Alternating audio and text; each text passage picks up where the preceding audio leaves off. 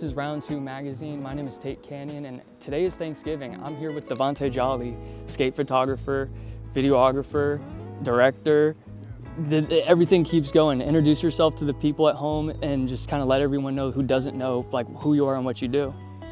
Davonte Jolly, and I make films, specializing in skateboarding films. That's been the majority of my work. And just, yeah, I just make shit to inspire other kids to go make shit. So that's my whole purpose. Can we cuss? Is this... Yeah, no, 100%. Man, so, I mean, getting with that, man, you definitely inspired me. Like, coming out here, I moved here in 2020, 2021, and my, like, people from the Bay looking in from Los Angeles was mainly, like, Big Brother, Odd Future, Jackass, Day with the Homies. That's like, crazy. Saying Day with the Homies in the same category as those three, that's insane to but me. it's the subculture of everything, you feel me? Like, even, like, Big Brother stemmed from like Cantor's over and whatever that weird hookah lounge was over on Fairfax. Like everything was still there. Literally, like there's literally like that. I forget what video it was, but like the like he does like the little skit right out front in Cantor's. Like all those weird doors to those bars are like still there, like completely intact. But like going with that, like yeah, it was definitely a subsection and a culture of that. Like for me looking in, A Day with the Homies was like my people into all of this. Wow. You know what I mean? Like the magazine was started off of like my people of California, you know what I mean? So then going into it and moving on, like you see more different things and just kind of seeing how everything transfers. Like how just making that, do you kind of see like the transaction of like how people view the Day with the Homies stuff? Like just kind of how you said, like you didn't expect that it'd be kind of in that layup of all the other names. Right, yeah, it's crazy when I hear, but it's usually the same sentiment. It's kind of like what you said. It's like you're feeling it's like an inside look to a certain culture, you know? Because I think before that, I would maybe say IC videos were the closest insight you got to that. But I feel like Day with the Homies was so raw that it literally just felt like you were hanging out with us for the whole day. And that was the idea behind it, like why I wanted to do it. Because I felt like I would have loved to see my favorite skaters, like when I was younger, like those type of days, like, oh, what does it take to get a clip? What does it take when there's a bad day? No one gets a clip, but it's like still a good day because so many things have happened within it. And I think that was my motivation to create it, and understanding that you could see tricks anywhere, but you couldn't see my friends' personalities anywhere. Or at that point, skaters' personalities anywhere, really.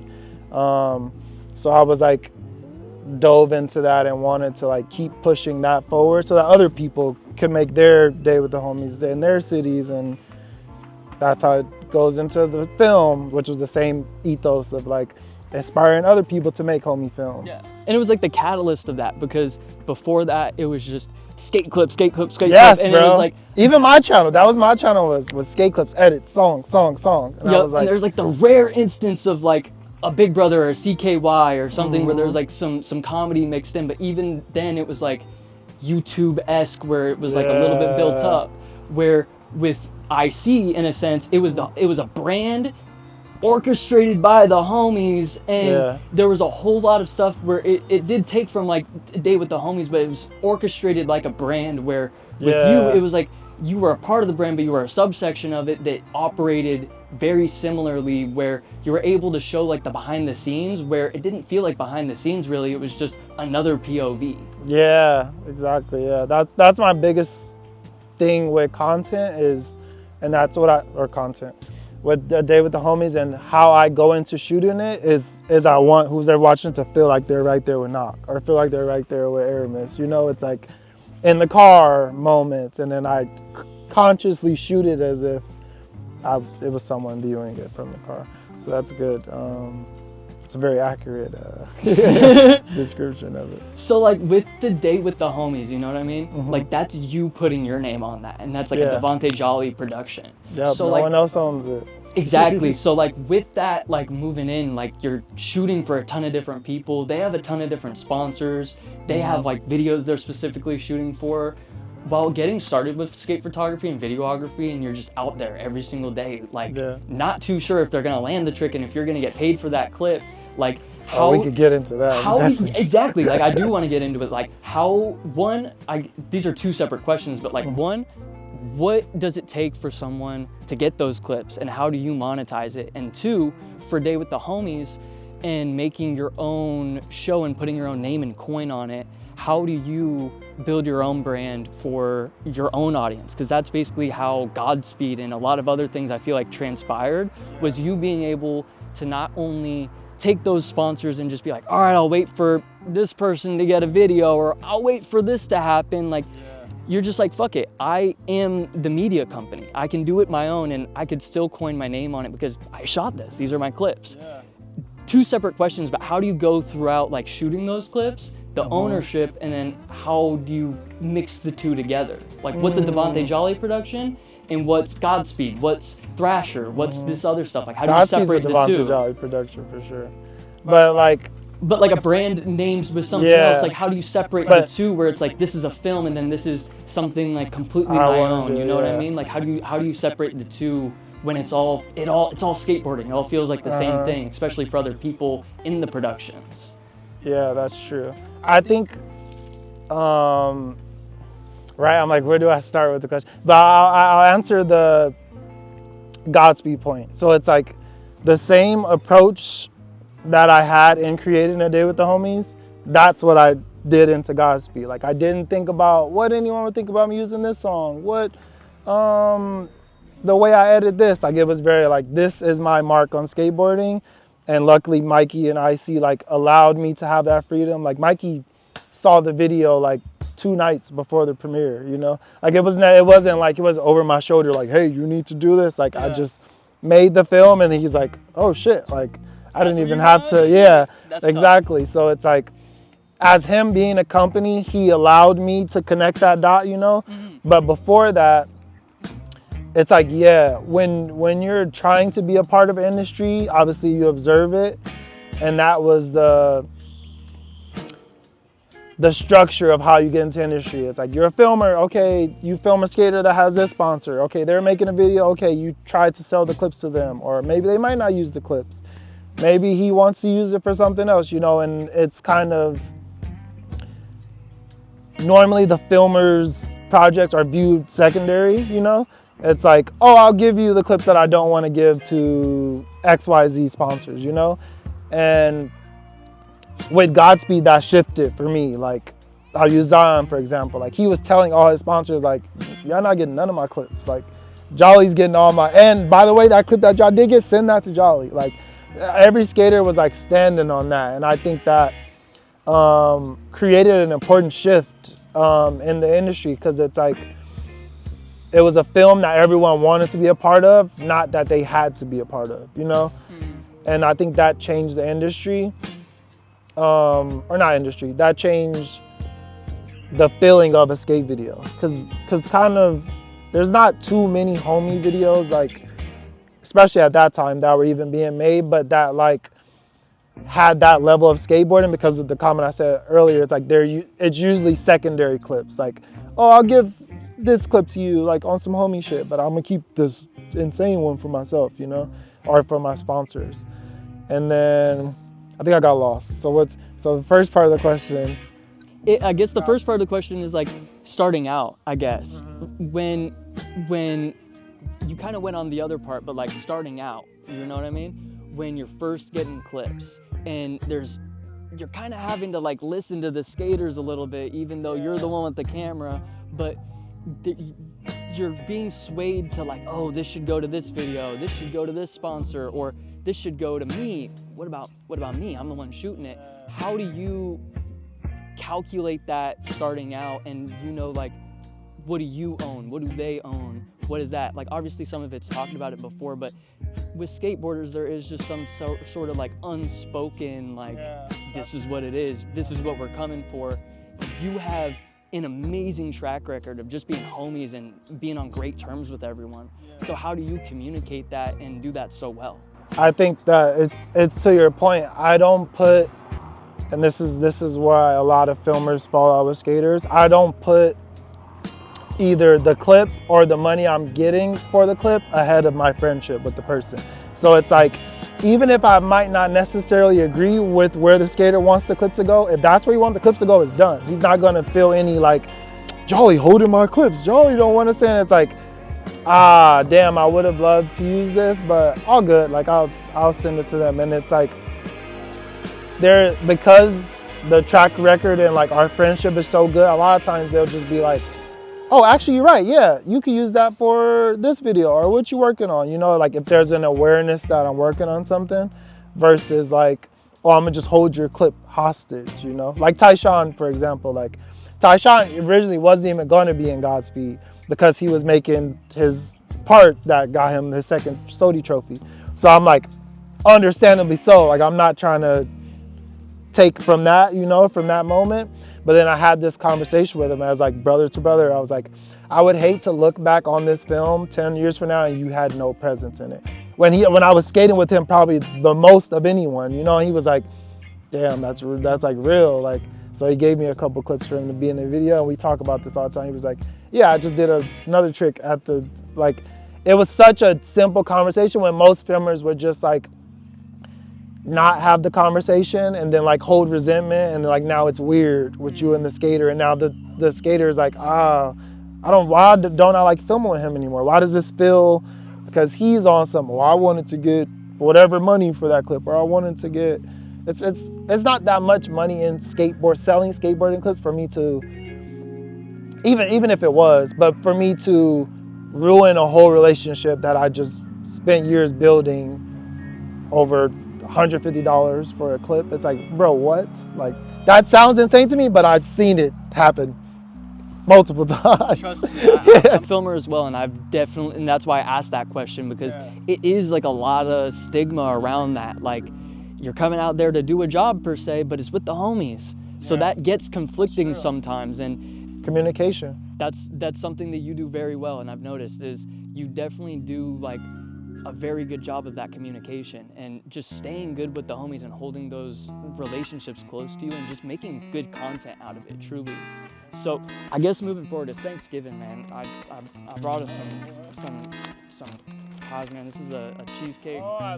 You must know me because I love cheesecake. It's one of my favorite, this might be my favorite dessert. Oh, shit, man. We got your favorite dessert for Thanksgiving. Thank you. I love this. I was not expecting a cheesecake. Cheesecake and a free mag? I'm down. Come on, and an interview? And an interview. Exactly. Yeah, all asterisks. Asterisks to the interview. Come on. So, Thanksgiving. What are you most thankful for in the industry you're in and what you do? Damn. In work, I'm definitely most thankful for my freedom and like the way I create and the people I work with, and just like the genuine relationships I've built throughout these years, and not like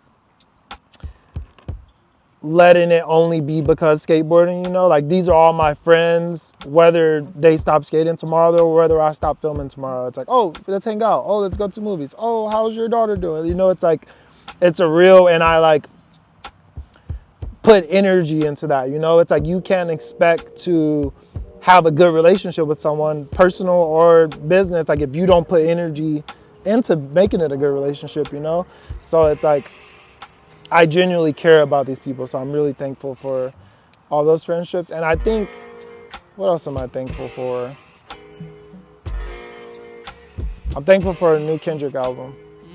I literally parked my car, someone was playing the exact same song I just finished playing. As I hopped in the car, I was like, yeah, culture. Some real LA shit. Yeah, bro, you don't. I was at the dispo and literally, you saw he put the 91 sign in the Squabble Up video? It's like the sign, yeah, that's literally the 91. Central, I was like. That's so tough. Yes, I do know what you're talking about. But I literally pulled up to the dispo, I turned my car off, and the song was still playing, and I'm like, what? Oh, that's true. And it was the car next to me blasting the same song just as loud as me, but I turned it off, and I'm like, wait a second, this don't make sense. It's LA, bro. It's so wild. So totally off topic, but like, what do you think of like the community and everything going on with this album recently coming out with Kendrick? I love it, bro. There's been such a disconnect in music and like reality, like you're saying, like driving by, hearing people playing the songs. Like that's what I grew up on. Like LA was like, it was so unified sonically. So it's like, I remember when like E40's album was like the album, bro. You would go anywhere, hear your area. Like you would always hear that song.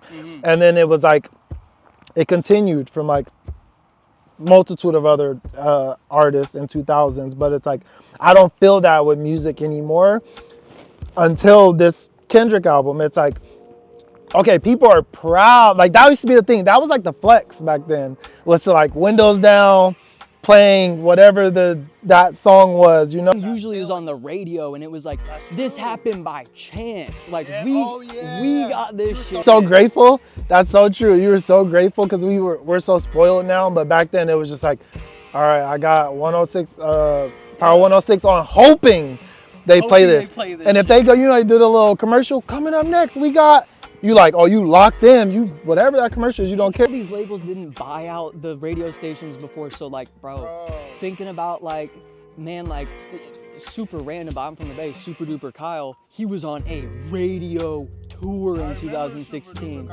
Like back in the day, back then, he was doing like, I think I just looked through my camera roll, that's why it just came to mind. I think I went to like 8 Kyle shows in the span of like 4 months. He was doing so many shows in the Bay and so many things in the radio. You better, true. No, I was about to like pace myself. Back then, like radio stuff, like you used to like literally like, it would be a big deal if someone came to your town. It was a big deal if something like that happened. It was like slow the city down. Like, wait, what? You heard? No, he coming, bro. And with Camp Flogna, like that's another thing. Like one of my peepholes to Los Angeles before I moved here. So literally seeing like the IC booth in 2016 and 17 and seeing like all you guys there, like that was my peephole, my POV before I moved here. I was like, bro, like these are the videos I've been watching, and I didn't necessarily like Cherry Bomb right when I saw it. Literally Camp Flogna 2016, going to the IC booth, learn all about it from the documentary screening, and then heard it live for the first time. And that was just like a clusterfuck of like culture to me at 16 years old, because I was like, I just witnessed all of this stuff. Like saw Nico at the booth, saw Nikel over at the fucking mosh pit and all that shit. Like, oh yeah, that was when we had the beanbag chairs next to the, we were right next to the golf. That was such a good location. It was like right at the entry. Yeah, like it was like you couldn't miss it. Two big ass tents. And it was the time for IC, like the Cherry Bomb doc, like that. We were filming a show that Camp Flogna. A show? Yeah, like an IC show? Yeah, we're doing a pilot for a TV show with Vice at the time. And it never got picked up. I think they just didn't, for Vice Land. That would have been so cool back then, a Vice Land IC thing. Yeah, it didn't work for a reason. I think they thought it was too expensive. They're like, this is too expensive. It was like cast of like what, 10 of us? Like, it would have been so It would have been insane though. But a lot of that footage ended up in IC3. And I would assume like translated into mid-90s to a certain degree. Like that was such a big part as well back then. I remember that screening and everything. That was such a fun time. So we're getting a little bit disconnected. But to end things off, like I'm insane. Like what I'm thankful for is that like the community that y'all built with IC, with your videos, with everything. Like it was truly like for me, like coming out here, what I saw Los Angeles as. So for me, like, thank you. Like it is real, it's true. Like that shit is really like, you probably were just hanging out with the homies not knowing exactly what that is, but that's the reason I'm here today. So I just want to thank you, man, because this shit is super, super tough. Like you're a fucking legend in this space. So this is, this has been Round 2 magazine. My name's Tate Canyon. This is Davonte Jolly. This is Thanksgiving. We've been talking about what we're thankful for. And shit, is there anything you'd like to end off with? No, thank you for having me. This magazine is a great idea, and I always appreciate new great ideas. So congrats to you and doing this, and I wish you all success. Maybe get Tyler on here one day. That'd be super tough. But final question. 3 Thanksgiving dishes. Go. Homemade macaroni and cheese, the real kind, True. real cheese, layered, Crust. all that. Good crust. Stuffing Yup. from an older person, so like my grandma or my great aunt or someone. True. And then,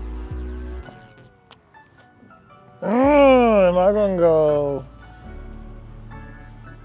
I'll go turkey. I'll go classic turkey, white, nice seasoning. Come on. White meat only. We're not doing the dark meat turkey. That's crazy. Davonte Jolly, Necessary Evil, Godspeed. Round 2, let's go. That was fire. Appreciate you, gang. I love that. That was super fire. It's important, bro.